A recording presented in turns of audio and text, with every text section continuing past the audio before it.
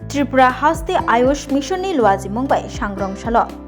बोबाग्रा खर आगुलिनि प्रागना बबन हास्ते बेरेमनि वर्ल्ड होमियोपैथी डे पालायलायखा पान्दानो चेंसे रुफायनाय यंगै फाइ मानजा फाइका हास्तेनि मन्त्री अक्रा प्रोफेसर डॉक्टर मानिक साहा बनकारी बतंग चीफ सेक्रेटारी किरण गीतिन खबै एडिशनल सेक्रेटारी राजीव दत्त तैतंगो जुदा जुदा आदंग्रक चाति कथार मसंगै अशाल अ पान्दानो चेंसे रुफायका हास्तेनि मन्त्री अक्रा प्रोफेसर डॉक्टर मानिक साहा पान्दानो रक्षावै कक्साना थांगै हास्तेनि मन्त्री अक्रा साइखना रखा हास्ते होमियोपैथी कलेज खलायनानै वानसुकमुं नाहारजाक हास्ते हापा आबै Baksa हास्ते homeopathy सागदुकनि हामक्राय रग्न रक्षावै टंकसं लुकुरुंनि बुस्कांगो lab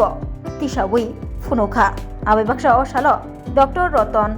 Saha doctor Pradeep दास गोमती हांकरनि डॉक्टर भास्कर देवनाथ नब बरम याफारका हास्तेनि मन्त्री अक्रा प्रोफेसर डॉक्टर मानिक साहा আমরা জানি এখানে আমার পূর্ববর্তী বক্তারা অলরেডি বলেছেন অনেক বিষয়ে এখানে আলোচনা রেখেছেন ডক্টর স্যামুয়েল হ্যানিম্যান যাকে বলা হয় founder of physician and he earned his Doctor of Medicine degree in 1779 a German physician সবাই জানেন এবং অল্টারনেটিভ মেডিসিন প্র্যাকটিস ওনার থেকেই শুরু হয়েছিল এইখান থেকে থিমটা খুব ভালো এবার বিষয়ে আলোচনা রেখেছে অধ্যয়ন শিক্ষাদান এবং গবেষণা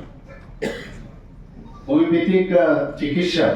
এর কিন্তু অনেক চ্যালেঞ্জেস আছে অনেক দিন ধরে তার চ্যালেঞ্জ চলছে এবং এই থিম যেটা বলা হয়েছে অধ্যয়ন শিক্ষাদান গবেষণা অনেক মানে সুচিন্তিত ভাবে এই থিমটা এখানে রাখা হয় কারণ এই চ্যালেঞ্জগুলো ওভারকাম করতে গেলে তিনটা বিষয়ে যদি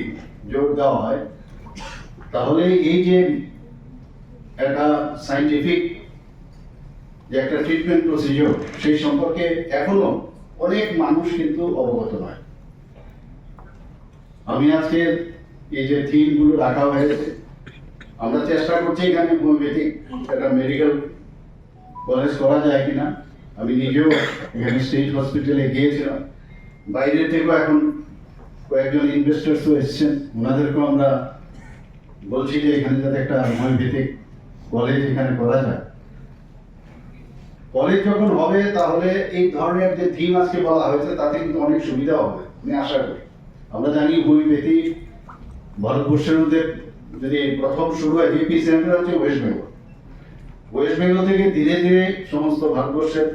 অন্যান্য জায়গায় কিন্তু তার প্রচার প্রসার এবং যে ট্রিটমেন্ট সেটা কিন্তু ছড়িয়ে পড়েছে আমরা নিজেরাও হোমিওপ্যাথিকের যারা বড় বড় ডাক্তার কলকাতায় আমরা সেখানে যেতাম বা অন্যকেও পাঠাতাম এবং এমন সব মানে লিজেন্ড ব্যক্তি ছিল তাদের সাথে তাদের অ্যাপয়েন্টমেন্ট নিত দেখা গেছে প্রায় 15-20 দিন লাগতো